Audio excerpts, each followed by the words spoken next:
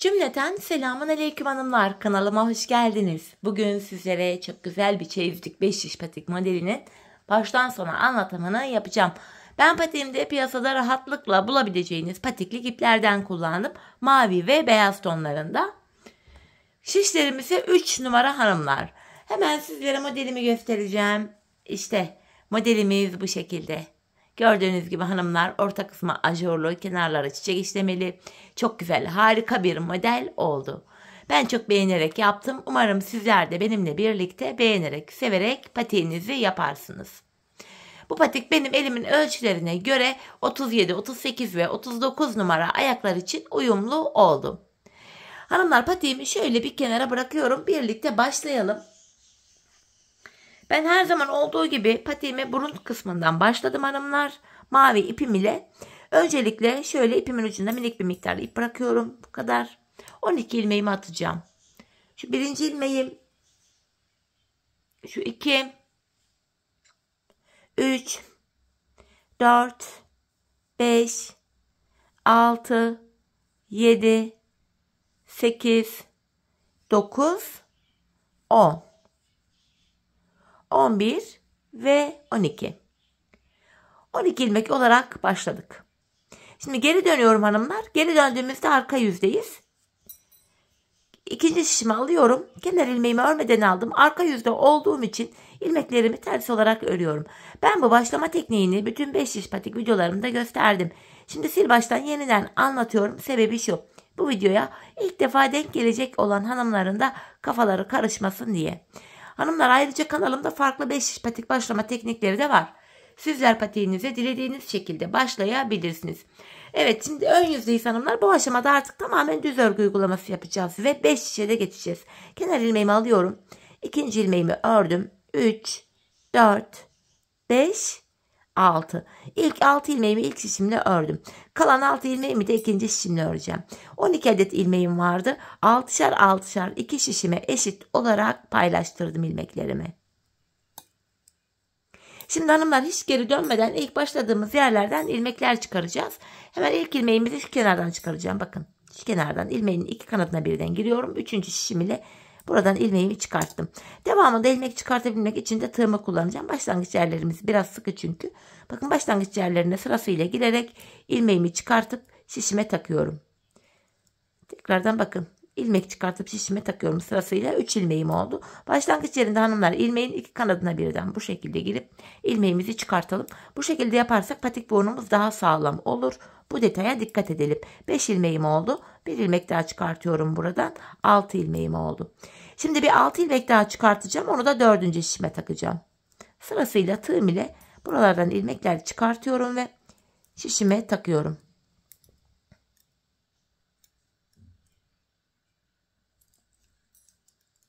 Şu ikinci ilmeğim, şu 3, şu 4, şu 5. ilmeğim ve şu kenara gelip son kez buradan da bir ilmek çıkartıyorum. 6. 4 şişimizde de böylece 6'şar tane ilmeğimiz oldu. 5. şişimi aldım ve örmeye başlıyorum. Hanımlar, ilk sıramızda bir sıra boyunca 4 şişimizdeki ilmeklerimizi düz olarak öreceğiz. 5 şiş patikte bir sıra dediğimiz olay şudur. 4 şişimizdeki ilmeklerimizi de örüp tamamlayınca bir sıra örmüş oluyoruz. İkinci şişime geldim. Yine buradaki ilmeklerimi de düz olarak öreceğim.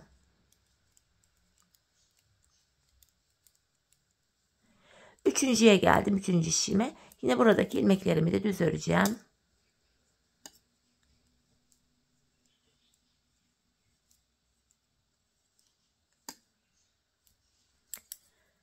Dördüncü şişime geldim. Yine 4. şişimdeki ilmeklerimi de düz öreceğim.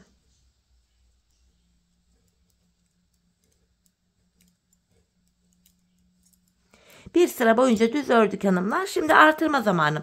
Patik burnumuza şöyle baktığımız anda artırma işlemini bu sağ ve sol kenardan yapıyoruz. Orta kısımlardan artırma yapmıyoruz. İlk şişimdeyim. Kenarımız hemen sağ tarafa düşüyor hanımlar. Burada ilk 2 ilmeğimi örüyorum. 2 ilmek örüyorum. Ardından ikinci ilmeğimin altındaki hemen şu ilmeğimin kenarına şişimi taktım. Buradan aldığım ilmeğimi düz ördüm. Kalan ilmeklerimi yine düz örüyorum. Birinci şişimde 7 ilmeğim oldu. İkinci şişime geldim. Burada da kenar, bakın şöyle baktığımız anda sol tarafa düşüyor. Son 2 ilmeğim kalana kadar öreceğim ve kenardan artırmamı yapacağım. Bakın sondan ikinci ilmeğimin altındaki hemen şu ilmeğimin kenarına şişimi takıyorum. Buradan aldığım ilmeğimi de düz ördüm. Kalan 2 ilmeğim düz örülüyor.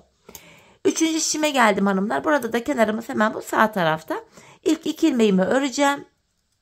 Ardından hemen ikinci ilmeğimin altındaki şu ilmeğimin kenarına şişimi takıyorum. Buradan aldığım ilmeğimi de yine düz ördüm. Kalan ilmeklerim düz örülüyor. İlk 3 şişimde 7'şer tane ilmeğim oldu. Dördüncü ve sonuncu şişime geldim. Şöyle baktığımız anda kenar sol tarafa düşüyor hanımlar. Burada da son 2 ilmeğim kalana kadar öreceğim ve kenardan artırmamı yapacağım. Bakın sondan ikinci ilmeğimin altındaki şu ilmeğimin kenarına şişimi takıyorum. Buradan aldığım ilmeğimi de düz ördüm. Kalan 2 ilmeğim yine düz örülüyor. 4 şişimizde de 7'şer tane ilmeğimiz oldu. Şimdi hanımlar bir sıra artırma yaptık. Bir sıra artırma yapmayacağız. 4 şişimizdeki 7 ilmeğimizi de düz olarak öreceğiz. Bunun sebebi şu.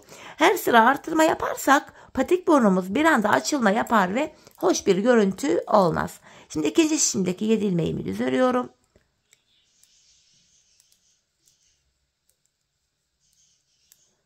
Üçüncü şişime geldim. Yine 3 ve 4. şişimdeki ilmeklerimi de düz olarak öreceğim. Bu düz ilmeklerimi örerken sizlere artırma işlemini kısaca tekrar etmek istiyorum. Artırma işlemini 1. ve 3. şişimizde ilk 2 ilmeği ördükten sonra yapıyoruz. 2. ve 4. şişimizde de son 2 ilmek kalana kadar örüp öyle artırmalarımızı yapıyoruz.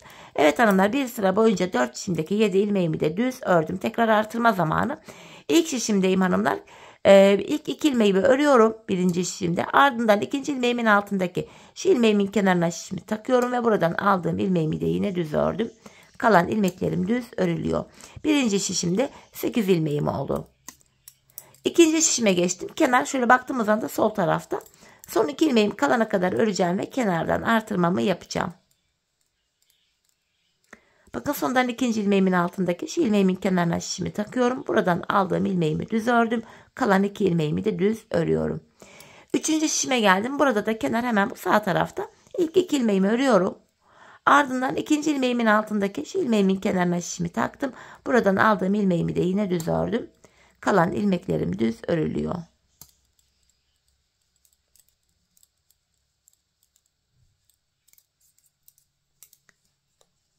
Ve 4. şişime geçtim hanımlar, sonuncu şişime. Burada da son 2 ilmeğim kalana kadar öreceğim ve kenardan artırmamı yapacağım. Bakın sondan ikinci ilmeğimin altındaki şu ilmeğimin kenarına şişimi takıyorum. Hemen şuraya. Buradan aldığım ilmeğimi düz örüyorum ve kalan 2 ilmeğim düz örülüyor. Böylece 4 şişimizde de 8'er tane ilmeğimiz oldu. Şimdi hanımlar, yapacağımız işlem şu. Bir sıra boyunca ilmekleri artırma yapmadan düz öreceğiz. Sonraki sıra artıracağız. Sonra düz öreceğiz, artıracağız. Bu şekilde patiğimizin burnunu tamamlayacağız. Hanımlar, ben bu patiğimde her bir şişimde 14'er ilmeğim olana kadar artırmalarımı yaptım. Ardından da modelime başladım. Daha küçük yapmak isteyenler ya da ajurlu model yapıyorum büyük oldu diyenler şişlerine 13'er ilmek de takabilirler. Modelimiz yine tam denk gelecektir. 40-41 numara yapmak istiyorum diyenler de her bir şişe 15'er ilmek yapabilirler. Şimdi hanımlar, hep birlikte artırmalarımızı yapalım gelelim. Ardından birlikte modelimize başlayalım. Evet hanımlar, ben her bir şişimde 14'er ilmeğim olana kadar artırmalarımı yaptım geldim. Şimdi beyaz ipime geçeceğim. Beyaz ipimi ekleyeceğim hanımlar. Bu aşamada artık beyaz ipimizle patiğimizin devamını öreceğiz. İlmeklerin tamamını beyaz ile örüyorum. Hemen 2 ilmek ördükten sonra hanımlar, şu beyaz ipimin ucunu da mavi ipime bağlayacağım. Buraya şöyle 2 tane sıkı bir düğüm atıyorum ve mavi ipimi de artık kesiyorum. Şöyle hemen mavimi şuradan kaldırayım. Yine ilmeklerimin tamamını bu şekilde beyaz ile örmeye devam ediyorum. Bu iplerimizin ucunda arkadaşlar arka ilmek aralarından geçirerek gizleyebiliriz.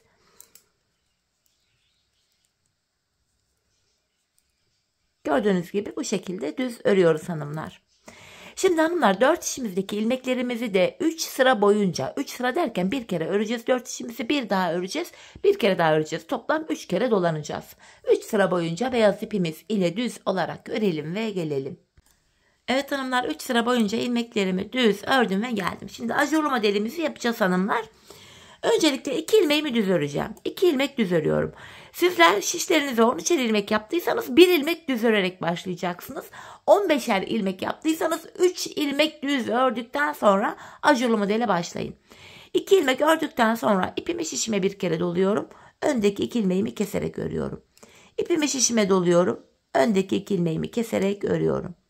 Doluyorum. Öndeki 2 ilmeğimi kesiyorum. Doluyorum. Öndeki 2 ilmeğimi kesiyorum. Doluyorum. Öndeki 2 ilmeğimi kesiyorum. Doluyorum. Öndeki 2 ilmeğimi kesiyorum. İkinci şişimdeyim. Buradan da yine devam edeceğim. İpimi şişime doluyorum. Öndeki 2 ilmeğimi kestim. Doladım. Kestim. Doladım. Kestim. Bakın ipimi şişime doluyorum. Öndeki 2 ilmeğimi keserek örüyorum. Doluyorum. Öndeki 2 ilmeğimi keserek örüyorum. Doladım. Yine öndeki 2 ilmeğimi keserek ördüm. Bakın hanımlar, burada son 2 ilmeğimiz kaldı. İlk başta 2 ilmek örüp öyle modele başlamıştık. Burada da 2 ilmek bırakarak kalana kadar aynı işlemi yaptık. Kalan 2 ilmeği düz öreceğiz. 13 ilmek başladıysanız, 13'er ilmek yaptıysanız burada 1 ilmek kalacaktır. 15'er ilmek yaptıysanız da burada 3 ilmek kalacaktır. Buna dikkat edelim. Şimdi geldik patiğimizin tabanına. Patiğimizin tabanında sevgili hanımlar hiçbir işlem yok. İlmeklerimizi tamamen düz öreceğiz. Ajurlu modeli patik tabanına kurmuyoruz. Çünkü ajurlu örgüler delikli örgü türü olduğu için patik tabanında hiç de uygun olmayacaktır. Bu nedenle patiğimizin tabanını düz örüyoruz.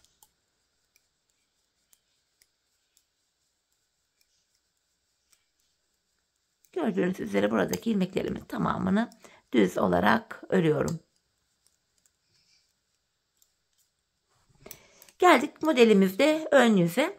Bir önceki sırada ajurlarımızı yapmıştık hanımlar. Bu sıramızda ilmekleri düz öreceğiz. Yani bir sıra ajurlu model yapıyoruz. Bir sıra ilmeklerimizi düz örüyoruz. Gördüğünüz üzere ilmeklerimin tamamını bakın sırasıyla düz örüyorum. Bu şekilde. İkinci şişime geldim. Yine buradaki ajurlu olan ilmeklerimi, kestiğim ilmekleri hepsini düz örüyorum. Bir sıra ajurlu model yaparken bir sıra ilmeklerimizi model kurmadan düz olarak örüyoruz. Böyle. Geldik yine patiğimizin tabanına. Tabanımızda yine herhangi bir işlem yok. İlmeklerimizi tamamen patik tabanında düz olarak öreceğiz hanımlar.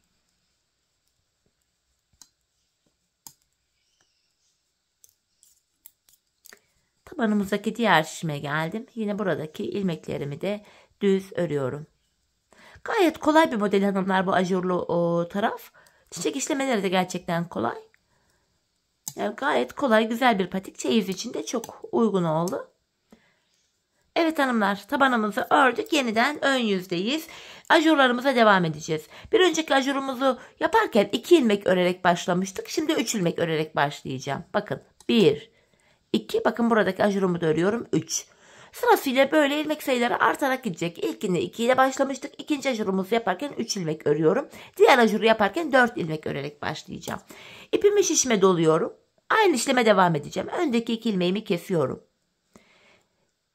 İpimi şişime doluyorum. Öndeki 2 ilmeğimi keserek örüyorum. İpimi şişime doladım. Öndeki 2 ilmeğimi kesiyorum. Doluyorum. Öndeki 2 ilmeği kesiyorum. Doluyorum. Öndeki 2 ilmeği kesiyorum. Doluyorum. Öndeki 2 ilmeği keseceğim. Hanımlar ikinci ilmeğimi de ikinci şişimden alarak kesimimi yapacağım. Burada modeli kurabilelim diye. Bakın doladım. Şimdi öndeki 2 ilmeği keserek örüyorum. İkinci şişimden devam ediyorum. Tekrar doladım. Öndeki 2 ilmeği kesiyorum. Doladım. Yeniden öndeki 2 ilmeği kestim. Doladım. Tekrar öndeki 2 ilmeğimi kesiyorum. Doluyorum. Öndeki 2 ilmeğimi kestim. Doladım. Öndeki 2 ilmeğimi kestim. Bakın burada da 3 ilmeğim kaldı hanımlar. İlk başta 3 ilmek örerek başlamıştık. Burada da 3 ilmek kalana kadar devam ettirdik. Bu iki kenardaki ilmek sayıları eşit oluyor hanımlar. Şimdi kalan 3 ilmeğimi model kurulumu yok. Düz olarak örüyorum. Bu şekilde. Şimdi geldik patiğimizin yine tabanına. Tekrar tabanımızda hanımlar yine hiçbir işlem yok. İlmeklerimizi bu şekilde düz olarak örüyorum yine tabanımda.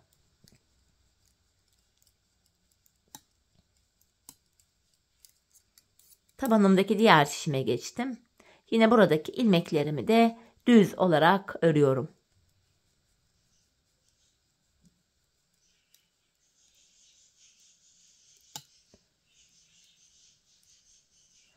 Geldik patiğimizde ön yüze. Bir önceki sırada hanımlar ajurlu modelimizi yaptığımız için bu sıramızda ilmeklerimizin tamamını yine düz olarak örüyoruz. Gördüğünüz gibi ilmeklerimi düz örüyorum.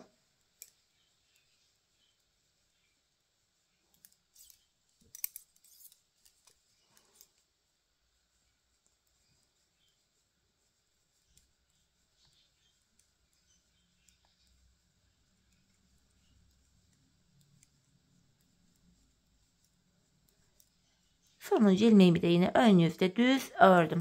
Bu şekilde bakın şeklimiz ortaya çıkmaya başladı. Yine patiğimizin tabanındayız. Bu bölüm yine tamamen düz olarak örülüyor hanımlar. Çabuk ilerleyen bir patik. Ben mavi yaptım ama sizler dilediğiniz renklerle yapabilirsiniz. Çok yakışacaktır her türlü renge. Pembe, kırmızı, artık nasıl isterseniz yeşil. Yine tabanımdaki bir diğer şişimdeyim. Buradaki ilmeklerimi de yine düz olarak örüyorum. Yeniden ön yüze geldik hanımlar. Ajurlu modeli devam ediyoruz. İlk modeli yaparken 2 ilmek örerek başlamıştık. İkincisinde 3 ilmek ördük. Şimdi 4 ilmek öreceğiz.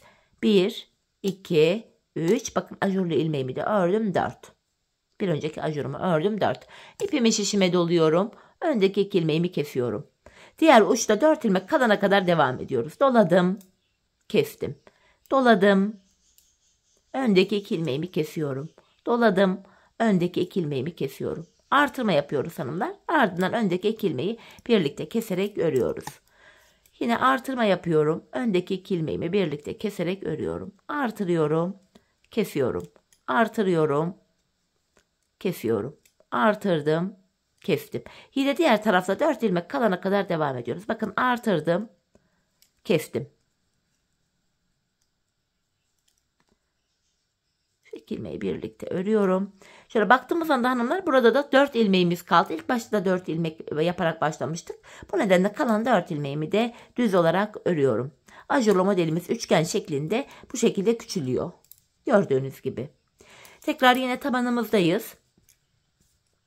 Tabanımdaki ilmeklerimi yine düz olarak örüyorum.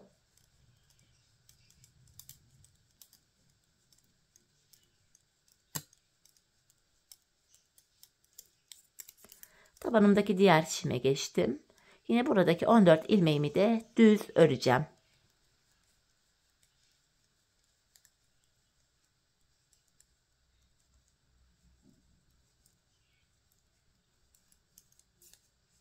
Tekrardan ön yüzdeyiz hanımlar. Yine bir önceki sırada ajurlu modelimizi yaptığımız için bu sıramızda ilmeklerimizi düz olarak örüyoruz.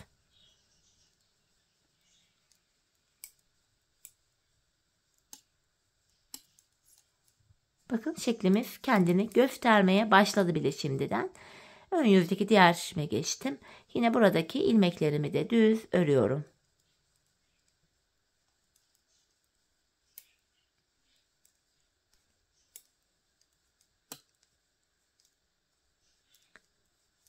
Bu şekilde. Gördüğünüz gibi hanımlar modelimizi şöyle bir göstereyim sizlere. Görüntümüz böyle. Geldik şimdi tabanımıza. Yine tabanımızdaki ilmeklerimizi de düz öreceğiz hanımlar. Kafanız karışmasın diye yine bir sıra daha sizlere modeli göstermek istiyorum.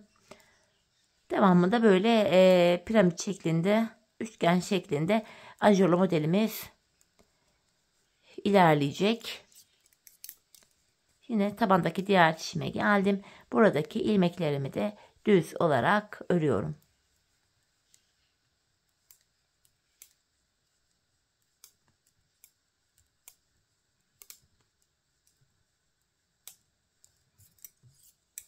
Evet hanımlar tekrardan ön yüzdeyiz. Ajurumuza devam edeceğiz.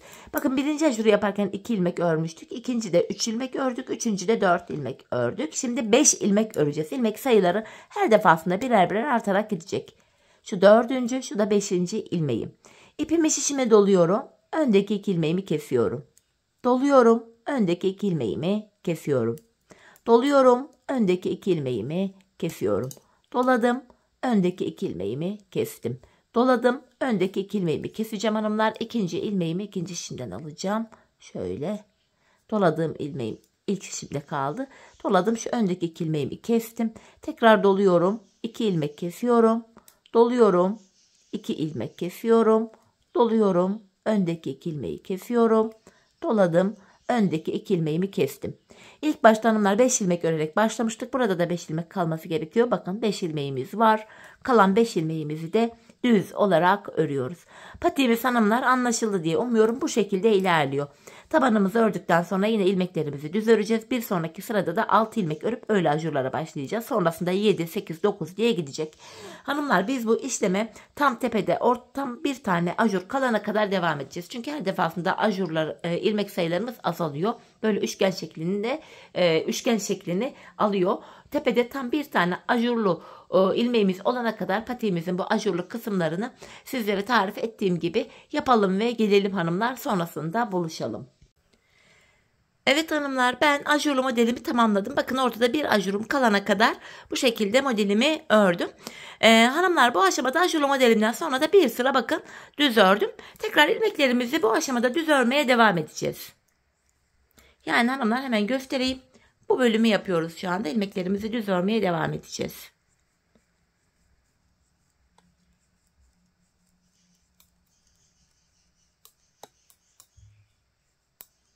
Bu şekilde. Şimdi hanımlar 4 şişimizdeki ilmeklerimizi de 4 sıra boyunca, yani 4 kere 4 şişimizde dolanacağız. 4 sıra boyunca yine düz olarak örelim gelelim. Evet hanımlar, 4 sıra daha ilmeklerimi beyaz ipimle düz ördüm ve geldim. Bundan sonrasında bilek ayrımı yapılacak. Fakat bilek ayrımı yapmadan önce hanımlar hemen bu çiçeklerin yapılışında sizlere anlatmak istiyorum. Öncelikle hanımlar iğnem bu şekilde. Şöyle bir iğne ile yaptım ben. Hatta bir tık kalın bir iğne olsa daha iyi olurdu. Hatta ucu kötü iğneler falan var. Onlarla daha iyi işleniyor. Ama benim elimde bu olduğu için bununla yapacağım. Şimdi öncelikle hanımlar önce çiçeğimizin bu ortasını mavi, koyu mavi orta bölümünü yapacağız. Hanımlar bu bölümünü ben şu şekilde hizalayarak yaptım. Üstten bakın ilk büyük ajurumuzdan 1, 2, 3. Üçüncü ajurumuzun hanımlar şöyle yandaki ilmek sayılarını sayarak gidiyorum. Bakın şu 1 ilmek, 2, 3, 4, şu 5. ilmeğin oradan şöyle iğnemi takarak şöyle çıkarıyorum. Ortaya hanımlar yapacağımız işlem şu. Tekrardan çıkarttığımız şu ilmeğin, beyaz ilmeğin kenarından şu şekilde iğnem ile girerek bakın ipimin burasını iğneme dolayacağım 10 kere. 1, 2, 3, 4, 5, 6, 7, 8, 9, 10. 10 kere doladım. Sonra bu doladığım yerler hanımlar ne gevşek ne sıkı bir dolama yapalım. Gevşek yaparsak şeklimiz düzgün durmaz. Sık yaparsak da iğnemiz içinden çıkmaz. Bu şekilde hafif elimle oynata oynata iğnemi şöyle çekiyorum. Bakın bu doladığım yerleri şöyle elimle kontrollü bir şekilde tutarak iğnemi çekiyorum. İpimi böyle asılıyorum hanımlar. Bayağı bir asıldım. Bakın burada yuvarlak bir görüntü oluştu tam ortada. Aynı yere tekrar iğnemi batıp arkadan çıkaracağım yine iğnemi.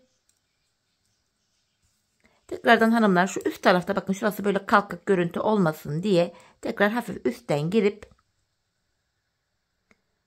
bu yaptığım şeklin içinden girerek şöyle iğnemi çıkaracağım. Şeklimizi buraya böyle bir sabitleyeceğiz buraya. Tekrardan alta doğru iğnemi takıyorum. Bakın şeklimizi buraya sabitledik, yuvarlak şeklimizi. Ardından burası sağlam olsun diye arka bölüme şöyle ipimi dolayarak, düğüm atarak böyle sıkılıyorum. Bu şekilde. Hemen ipimin ucunu keseceğim hanımlar. Mavi, koyu mavi ile orta bölümü yaptık. Şimdi de açık mavi ile kenarlarındaki çiçeklerimizi yapacağız. Şimdi de bakın iğneme diğer mavi ipimi taktım. Hanımlar buralardaki şekilleri yapacağız. Yine bu mavi ile aynı şekilde yapacağız. Fakat bu dolama işlemini biraz fazla yapacağız. Şöyle yan tarafından, sol tarafından bu şekilde iğnemi çıkarıyorum önce. Alttan şöyle. Yine hanımlar bu dibindeki beyaz ilmek yerine şu şekilde girerek bakın şuradaki mavi ipimi yine iğneme dolayacağım. Bu defa 20 kere dolama yapacağım. 1, 2, 3, 4, 5, 6, 7, 8, 9, 10. 11, 12, 13, 14, 15, 16, 17, 18, 19, 20. 20 kere ipimi iğneme doladım. Bu 20 tane doladığım için burası biraz fazla oldu. Çekmesi biraz sıkıntılı gibi olabilir. Fakat elimle böyle döndüre döndüre iğnemi buradan çıkaracağım. Buradaki çiçeklerimizi de böyle yapacağız hanımlar. Bakın. Benim iğnem çok da bir iyi kaliteli olmadığı için biraz da eskidi. Zor çıkıyor. Zor kullanıyorum.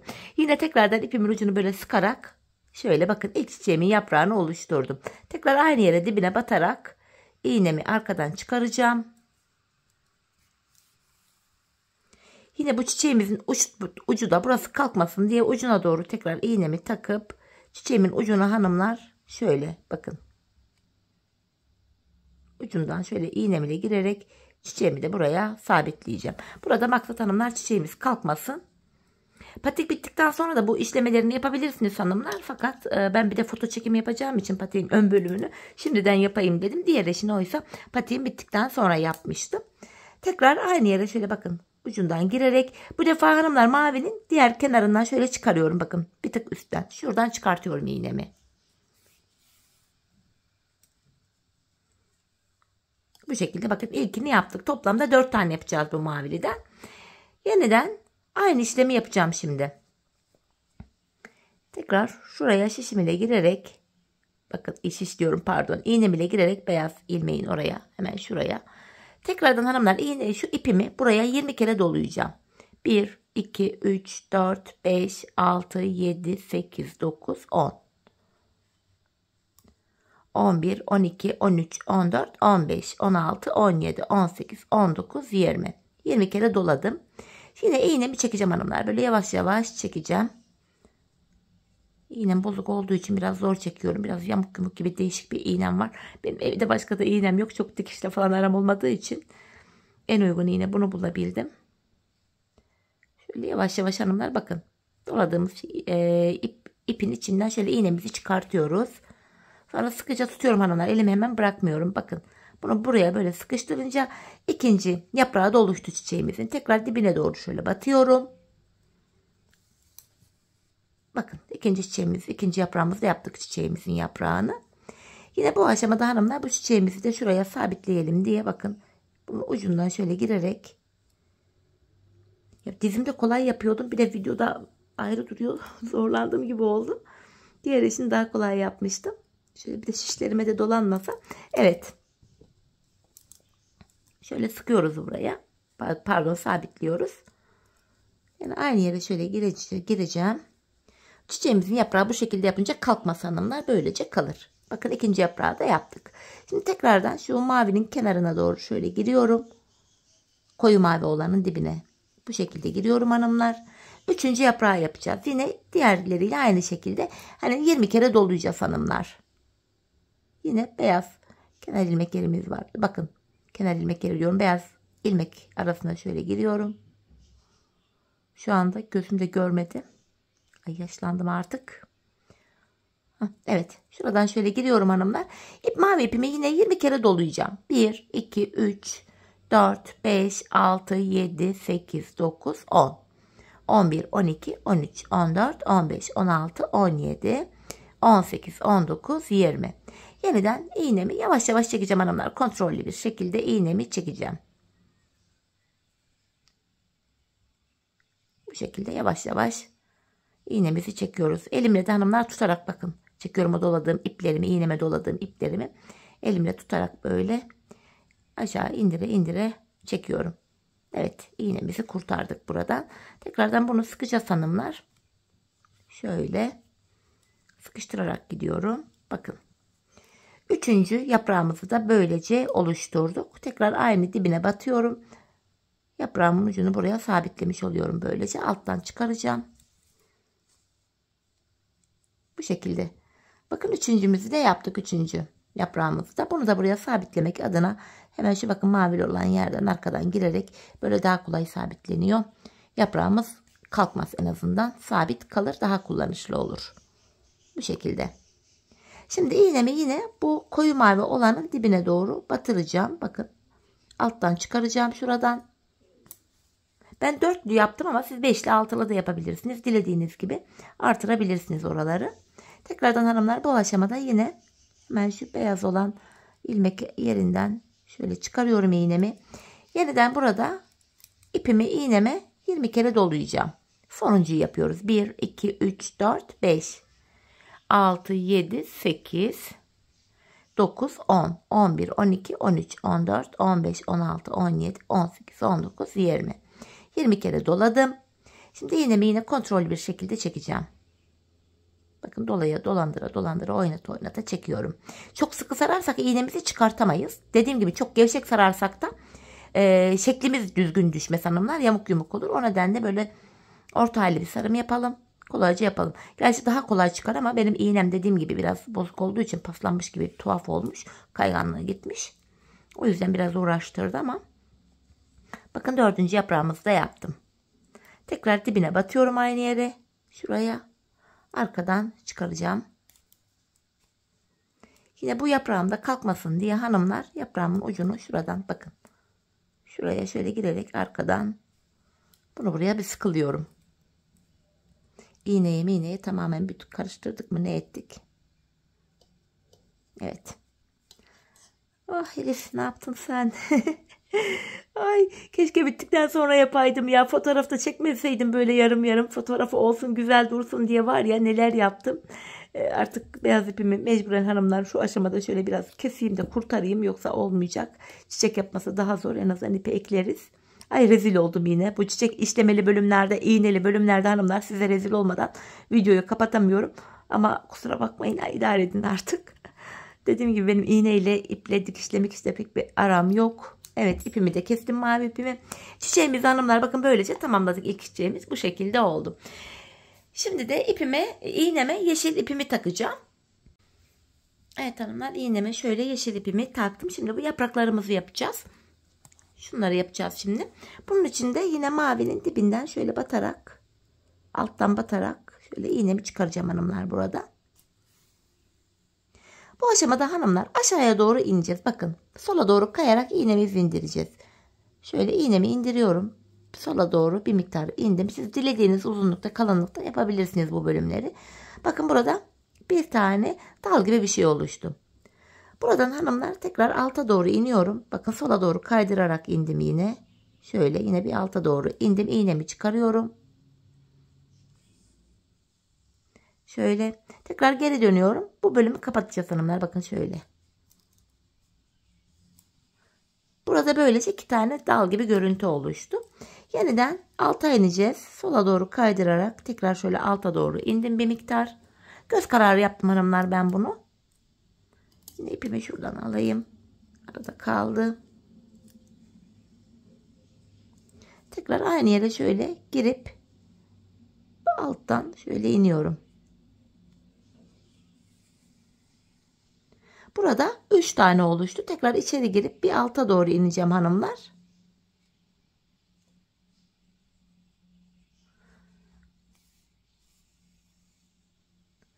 Tekrar buraya batacağım. Bakın.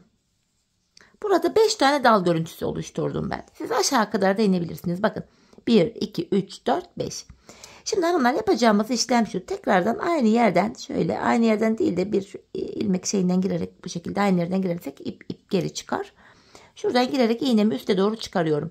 Yaprağımın dallarını yapacağım. Aynı yere giriyorum hanımlar. Bakın. Hafif üstten sol taraftan yukarıdan iğnemi çıkarıyorum. Burada ipimi tam çekmeyeceğim hanımlar. Şöyle. Bir miktar şurada yuvarlak ipimiz kalıyor ya. Bunu tam çekmiyoruz. Bu aradan şöyle giriyorum. İğnemi onun altından girerek şöyle takıyorum. Buraya yaprak görüntüsü oluşturacağım çünkü. Bakın bu şekilde çekiyorum. Tekrar üst tepeden girip aynı başlangıç yerine dibine tekrar takacağım. Şuradan üstten giriyoruz. Şöyle göstereyim. Bakın buraya ilk yaprağımı yaptım. Şimdi karşısına bir yaprak daha yapacağım. Bunun için yine aynı başlangıç yerine şu dibine giriyorum. Şuraya girdim.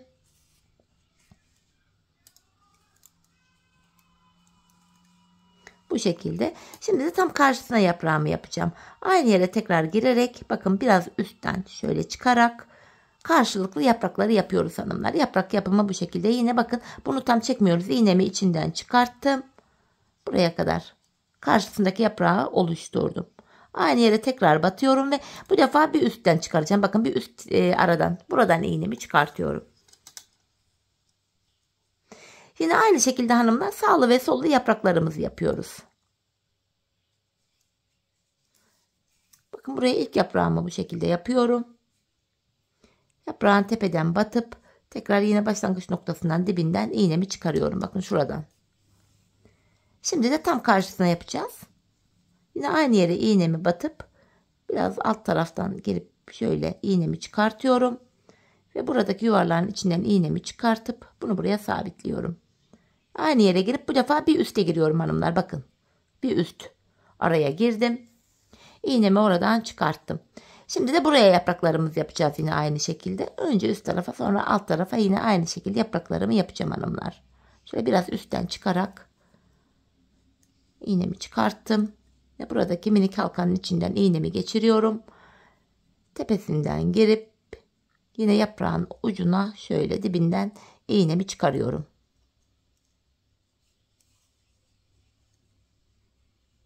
Bu şekilde bakın.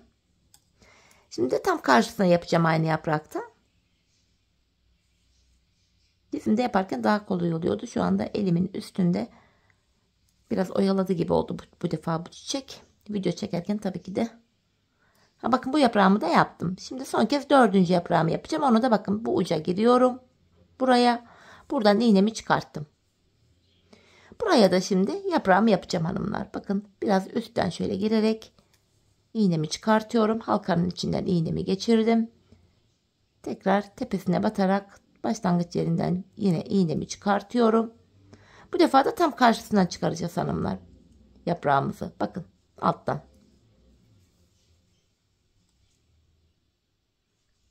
Bu şekilde. Bakın dörtlü yaprağımızı da buraya yaptık. Tekrardan şu ucunu batarak iğnemi arkadan çıkarıyorum. Buraya şöyle düğüm atacağım.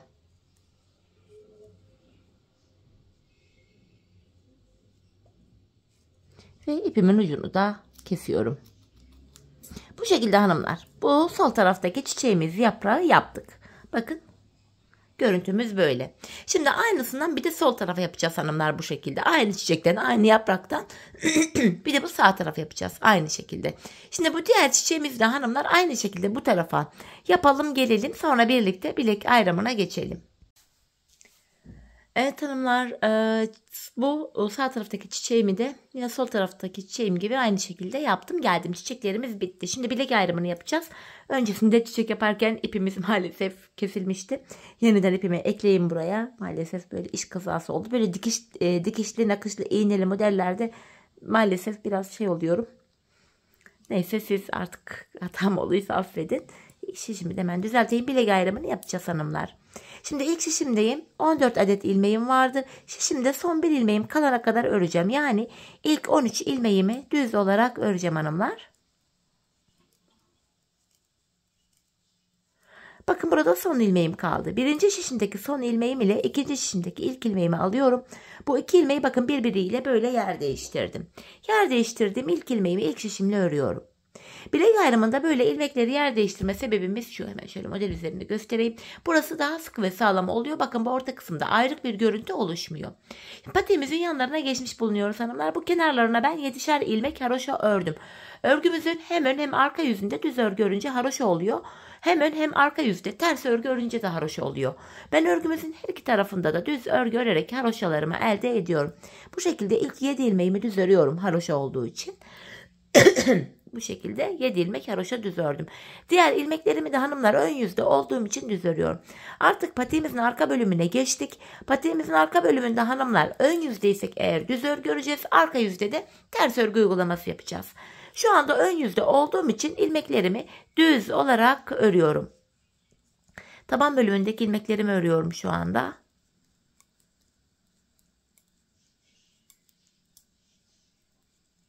Bir diğer şişime geçtim.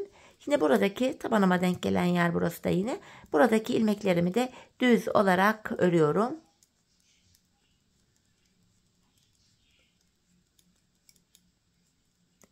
Bilek ayrımı yaptığım son şişime geldim.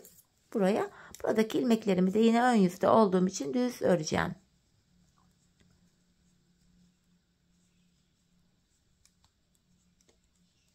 Bakın son 7 ilmeğim haroşa, bunları da düz örüyorum. Bilek ayrımına kadar bu şekilde ördük hanımlar. Bilek ayrımından sonra artık geri döneceğiz. Patiğimizin arkasını böyle yapacağız. Bilek ayrımına kadar öreceğiz, geri döneceğiz. Öreceğiz, geri döneceğiz. Ben sonuncu ilmeklerimi ördüğüm için ilk ilmeğimi örmeden aldım. Kenar ilmeğimle birlikte toplam 7 ilmeğim haroşa düz örüyorum. 4 oldu. 5, 6, 7. Bakın ön yüze bu şekilde bir diş haroşamız oluştu. Kalan ilmeklerimi de arka yüzde olduğum için ters olarak örüyorum. Gördüğünüz üzere arka yüzde ters örgü uygulaması yapıyoruz. Patiğimizin arkası bu şekilde yapılacak hanımlar. Bilek ayrımına kadar ön yüzdeysek düz örgü olarak öreceğiz ilmekleri. Arka yüzdeysek de ilmeklerimizi şu anda yaptığım gibi ters öreceğiz. Sadece bilek kenarındaki 7'şer ilmek haroşalarımızı ben düz olarak örüyorum haroşaları. Sizler o bölümleri her iki tarafta da ters örgü örerek yapabilirsiniz hanımlar. Başka patiğin arkasında yapılacak bir detay yok. Zaten ön bölümü ajurlu, çiçekli, süslü. Arkasına da desen detay koyup da patiği göz yormak istemedim. Yine sonuncu ilmeğimi de ters ördüm. Pardon, buradaki ilmeğimden bahsediyorum. Şimdi son şişime geldim. Ne oldu, bir kafa dağınıklığı. Burada da ilmeklerimi ters örüyorum. Sadece kenardaki son 7 ilmeğim haroşa olduğu için düz öreceğim. Bakın son 7 ilmeğim haroşa. Bunları düz olarak örüyorum hanımlar. Gördüğünüz gibi bilek ayrımına geldik. Bilek ayrımından sonra tekrar geri döneceğiz. Yapacağımız işlem aynı. Gördüğünüz gibi bilek ayrımına kadar örüyoruz, geri dönüyoruz. Örüyoruz, geri dönüyoruz. Patiğimizin arkası bu şekilde ilerliyor. 7 haroşamı düz ördüm. Yine diğer ilmeklerimi de ön yüzde olduğum için düz öreceğim. Diğer bilek ayrımına kadar gideceğim. Sonra geri döneceğim. Patiğimizin arkası böyle devam edecek. Şöyle baktığımız anda bu kenarlarımızda birer diş haroşamız oluştu bile. Hanımlar, ben bu patiğimin bu arka bölümüne toplamda buraya 15 sıra haroşa ördüm. Benim elimin ölçülerine göre tam geldim. Sizler bu aşamada patiği örerken ayağınıza giyin hanımlar. Patiğinizin arkasını topuğunuzun kenarına gelene kadar örmeniz gerekiyor. Bu şekilde ölçü alarak yaparsanız patiğiniz ayağınıza tam olur. Ölçü sorunu yaşamazsınız böylece. Şimdi hep birlikte patiğimizin arka bölümünü ölçülerimize göre tamamlayalım gelelim. Ardından da birlikte topuğumuzu keselim. Evet hanımlar, patiğimin arka bölümünü ördüm ve geldim. Bu aşamada hanımlar şöyle göstereyim. Bilek ayrımından sonra şu bölüm genişlediği için ilmeklerimin hepsi bakın dümdüz duruyor. Tek şişte toplanacak duruma geldim. Ben bu aşamada bana kolaylık sağlasın diye ön yüzden baktığımız anda bu sol taraftaki şişime 24 ilmek ayırdım. Kalan ilmeklerin hepsini de sağ şişime taktım. Şimdi birlikte topuğumuzu yapacağız. Hanımlar, patiğimizin topuk bölümünde kenardaki 7 ilmek haroşamızı yine haroşa olarak öreceğiz. Model bütünlüğü sağlansın diye. Öncelikle 7 ilmek haroşamı düz olarak örüyorum. Bu şekilde.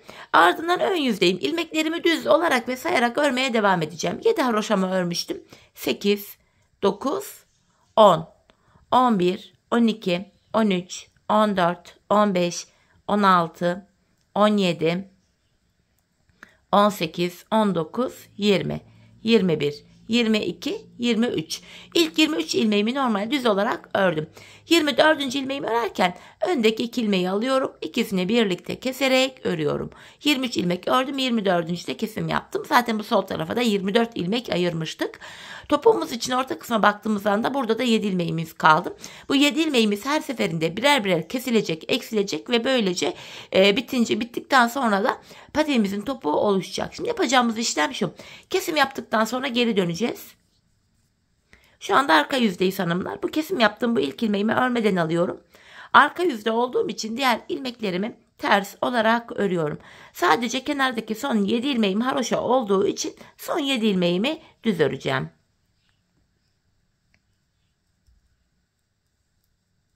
Bakın son 7 ilmeğim kaldı. Bunları düz olarak örüyorum. Haroşalarımı. Evet. Tekrar başa geldik. Şimdi bir önceki sırada yaptığımız işlemin aynısını yapacağız. Yani ilk 23 ilmeğimizi öreceğiz. 24.'yü örerken kesim yapacağız.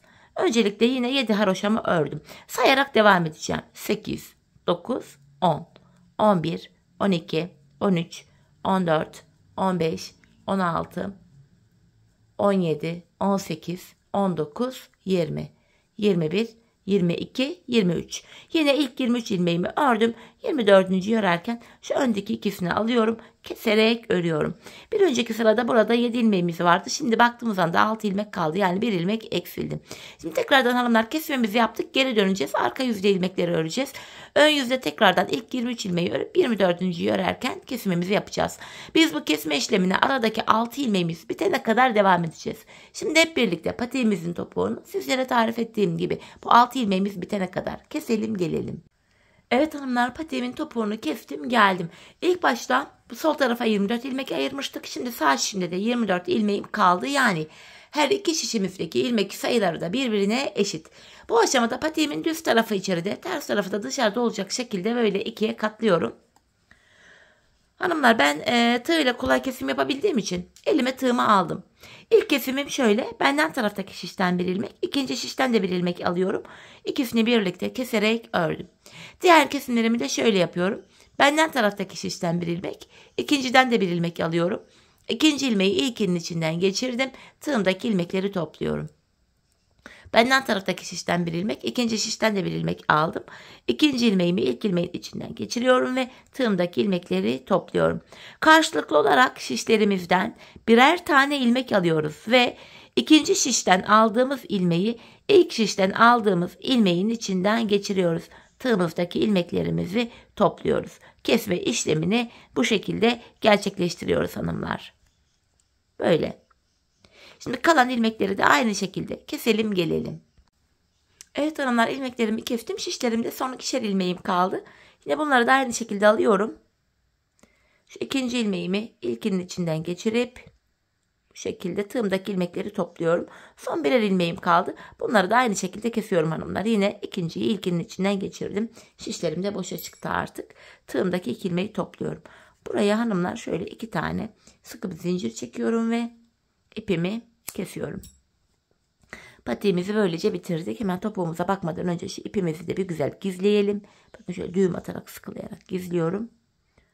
İlmek aralarından geçirerek ipimin ucunu bu şekilde gizliyoruz. Evet, bakalım hemen topuğumuza. Gördüğünüz gibi hanımlar, tek taraflı çok şık sade bir topuk oldu. Görüntüsü böyle. Her iki tarafında da, yani diğer türlü topuk kesimlerinde hem sağda hem solda iz oluyor. İlmek yönü farklı görünüyor. Hoş durmuyor. Ben bu şekilde yapıyorum. Evet hanımlar, patiğimiz görüntü itibariyle böyle. Bu tarz patikler, ajurlu modeller manken ayakta daha düzgün, güzel görüneceği için, hani model kendini daha net göstereceği için hemen manken ayağıma da giydireceğim. Bir de ayağımızda bakalım patiğimize. Tam çeyizlik bir patik oldu hanımlar. Çok güzel bir patik oldu. Ben çok beğenerek yaptım. Severek yaptım. Umarım sizler de beğenmişsinizdir. Evet, patiğimizi de şöyle manken ayağımıza giydirdim. Bakın, gayet güzel, şık, çok tatlı bir model oldu. Ajurlarımız da gerçekten çok şık, tatlı göründü. Patiğimizin tabanı, kenarları, topuk kısmı işte bu şekilde. Böylece bir modelin daha sonuna geldik. Evet hanımlar, yine bir patiği daha birlikte bitirdik. Yeni modellerde, yeni videolarda buluşmak dileğiyle şimdilik hoşça kalın, sağlıcakla kalın.